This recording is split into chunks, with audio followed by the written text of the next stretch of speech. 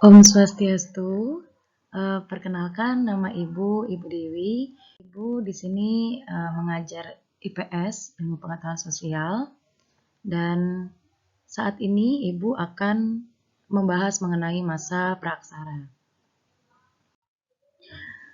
Masa praaksara yang pertama itu kita akan membahas tentang mengenal masa praaksara, yang kedua periodisasi masa praaksara, dan yang ketiga nilai budaya masa praaksara di Indonesia, dan nenek moyang bangsa Indonesia. Dan pertama kita mengenal masa praaksara. Apa sih masa praaksara itu? Kalian udah pernah dengar praaksara itu apa? Praaksara itu dibagi menjadi dua.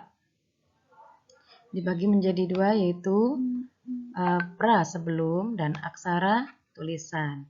Jadi masa praaksara adalah masa di mana belum mengenal tulisan. Nah, masa ini disebut juga zaman nirleka. Nir artinya tidak ada, leka artinya tulisan. Jadi nirleka adalah masa tidak adanya tulisan. Lalu untuk mengetahui kehidupan bangsa, kehidupan dan perkembangan di masa praaksara itu sendiri dapat dipelajari dengan adanya fosil. Fosil misalkan tulang belulang, hewan, dan lain sebagainya. Itu untuk mengetahui fisik makhluk hidup yang ada di pada zaman praaksara tersebut. Untuk mengetahui pertumbuhan pada makhluk hidup di masa praaksara. Nah, yang kedua adalah artefak. Artefak sendiri itu peninggalan sejarah yang dibuat oleh manusia dan dapat dipindahkan, misalkan senjata, terus batu, lempeng, dan artefak ini untuk mengetahui perkembangan kehidupan manusia di masa praaksara. Nah, manusia muncul pertama kali di muka bumi ini yaitu pada 3 juta tahun yang lalu. Untuk mengetahui perkembangan manusia, kita dapat mempelajari periodisasi atau pembabakan zaman di muka bumi ini. Nah, ada 3 pembabakan. Apa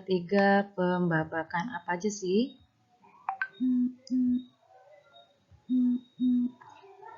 Pembabakan tersebut adalah atau periodisasi tersebut adalah periodisasi secara geologis, yang kedua secara arkeologis, dan ketiga secara periodisasi berdasarkan perkembangan kehidupan. Kita akan membahas periodisasi secara geologis. Nah, secara geologis ada 4. Arkoikum, Paleozoikum, Mesozoikum, dan Neozoikum atau Kenozoikum. Arkoikum sendiri itu zaman tertua, yaitu berlangsung 250 juta tahun yang lalu. Dan keadaan bumi pada saat itu belum ada kehidupan dan bumi masih panas. Yang kedua ada Paleozoikum, zaman tua, kurang lebih berlangsung sekitar 340 juta tahun yang lalu. Di sini pada zaman ini sudah muncul tanda-tanda kehidupan.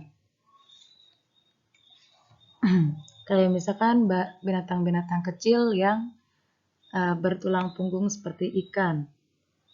Nah, di sini ikan.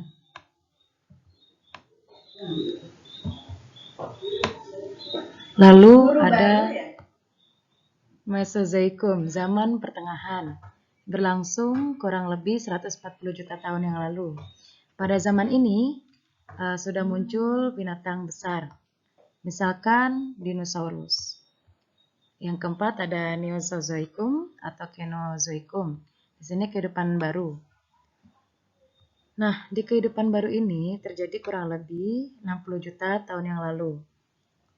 Zaman ini dibagi menjadi dua, yaitu Divylium dan Alluvium.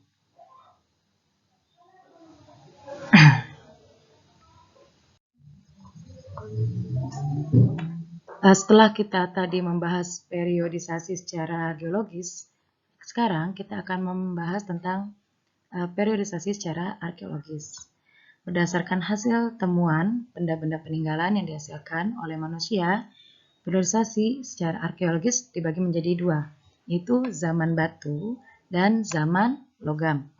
Zaman batu ini terdiri dari 4 zaman, yaitu Paleolitikum, Mesolitikum, Neolitikum, dan Megalitikum.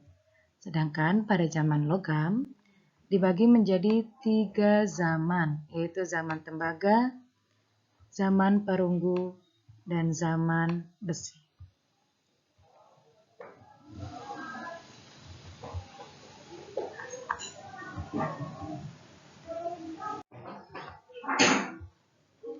Nah, zaman batu Paleolitikum dan Mesolitikum.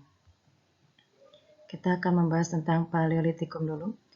Paleo berasal dari Paleolitikum, terdapat dua kata, yaitu paleo yaitu tua, litos yang artinya batu. Sedangkan Mesolitikum, meso yang artinya tengah, litos yang artinya batu. Paleolitikum berlangsung kurang lebih 600 juta tahun yang lalu.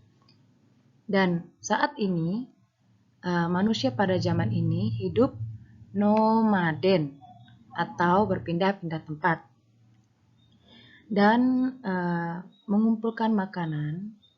Untuk memenuhi kehidupannya, mereka mengumpulkan makanan dengan cara berburu dan mengumpulkan buah-buahan serta umbi-umbian. Nah, pada zaman Mesolitikum, yaitu zaman tengah, batu tengah, manusia hidup menetap. Ciri-cirinya yaitu terdapat Joken-Mondinger dan Abrisos Konci, yang artinya kalau Kos-Mondinger ini artinya sampah kerang. Terdapat sampah kerang yang menggunung seperti ini. Nih, seperti ini. Nah, kalau Abrisos Konci itu artinya tempat tinggal. Mereka yang hidup di zaman Mesolitikum hidup di dalam goa.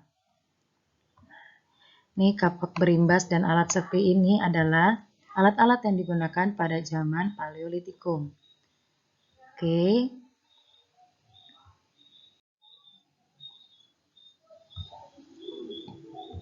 Neolitikum atau zaman batu baru. Keadaan manusia pada zaman Neolitikum ini mulai bercocok tanam dan menghasilkan bahan pangan sendiri. Mereka membabat hutan dan mulai bercocok tanam dan menghasilkan pangan sendiri. Nah, hasil kebudayaan yang terdapat di zaman Neolitikum ini yaitu kapak persegi dan kapak lonjong.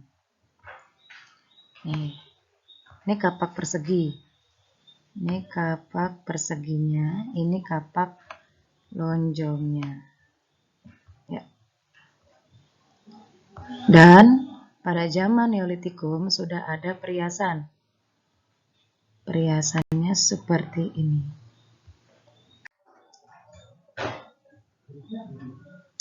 Zaman Megalitikum. Mega yang artinya besar dan litos artinya batu. Pada zaman Megalitikum ini, manusia pada zaman ini sudah mulai percaya adanya roh nenek moyang. Dan terdapat peninggalan-peninggalan berupa kubur batu. Ini kubur batu.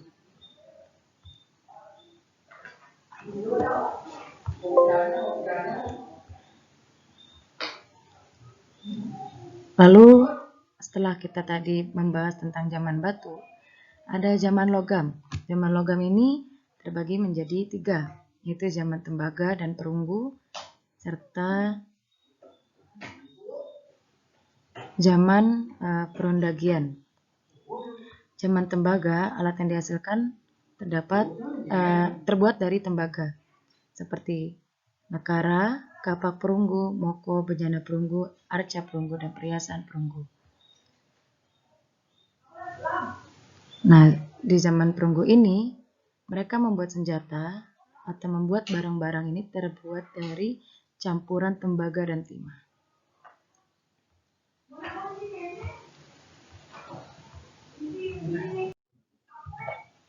Ya, ini nekara, ini kapak perunggu, ini moko, ini arca perunggu, perhiasan perunggu, dan bejana perunggu.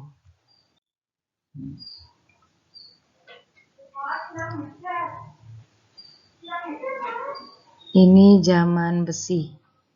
Setelah kita tadi membahas tentang zaman batu, zaman logam, dan sekarang kita akan membahas tentang zaman besi. Zaman besi ini adalah zaman akhir dari masa praaksara. Alat yang digunakan pada masa ini lebih sempurna. Manusia purba telah dapat melebur besi dan membuat alat yang diperlukan. Terdapat 2 teknik alat yang terbuat dari logam, yaitu alat teknik cair perdu dan teknik bivalve.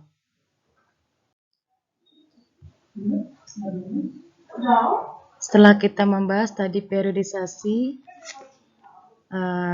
masa praksara secara geologis dan arkeologis, sekarang kita akan membahas tentang periodisasi berdasarkan perkembangan kehidupan. Ada 3 masa, yaitu masa berburu dan mengumpulkan makanan, masa bercocok tanam, dan masa perondakian. Nah, masa berburu dan mengumpulkan makanan ini dibagi menjadi 2, yaitu tingkat sederhana dan tingkat lanjut. Keadaan ekonomi di tingkat masa berburu dan mengumpulkan makanan tingkat sederhana, keadaan ekonominya itu pada saat itu sangat bergantung pada alam, dan manusia pada saat itu masih melakukan berburu dan mengumpulkan makanan. Kehidupan sosialnya pada zaman masa berburu dan mengumpulkan makanan tersebut, hidupnya nomaden, masih berpindah-pindah tempat dan hidup berkelompok, tersusun atas keluarga, dan laki-laki berburu biasanya dan perempuan mengumpulkan makanan. Kebudayaan masa berburu dan mengumpulkan makanan tingkat sederhana ini yaitu mampu membuat alat dari tulang, batu kayu, dan bentuknya masih kasar. Keadaan ekonomi pada masa berburu dan mengumpulkan makanan tingkat lanjut yaitu manusia sudah mampu bercocok tanam dan menebang pohon serta memelihara hewan. Kehidupan sosialnya, mereka hidup berkelompok dan sudah menetap di gua. Sedangkan kebudayaannya, terdapat lukisan dinding di dalam gua yang menggambarkan perjuangan, pengalaman, dan harapan hidup.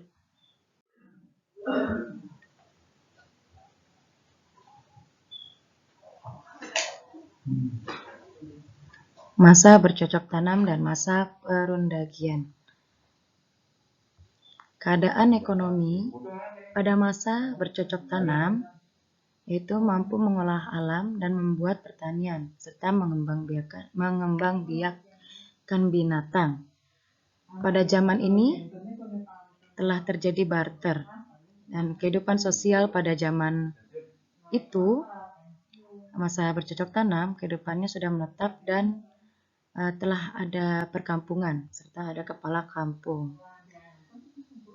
Kebudayaan yang terdapat pada masa bercocok tanam ini dapat membuat alat untuk kehidupan sehari-hari. perhiasan dan alat keagamaan. Contohnya, kapak persegi, kapak lonjong, dan gerabah. Masa perondagian.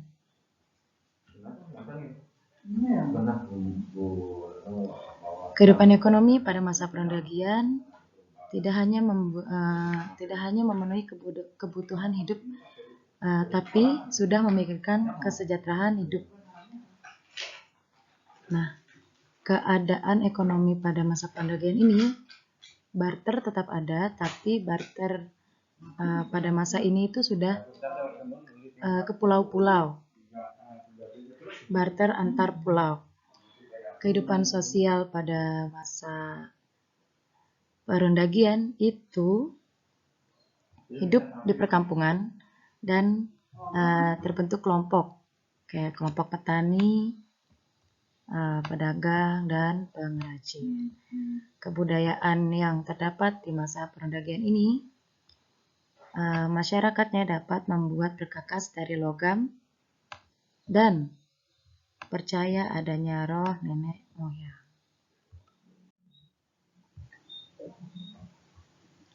Nah, sekian dari Ibu. Nilai-nilai budaya dan masa praksara di Indonesia ini, Ibu akan jelaskan nanti, tapi sebelumnya kalian pelajari dulu di rumah. Nanti kita akan bahas di minggu depan. Sudah? Terima kasih. Anak-anak sudah memperhatikan, sudah menyimak penjelasan dari Ibu. Sekian dari Ibu. Kurangnya Ibu mohon maaf. Terima kasih. Om Santi Santi Santi Om.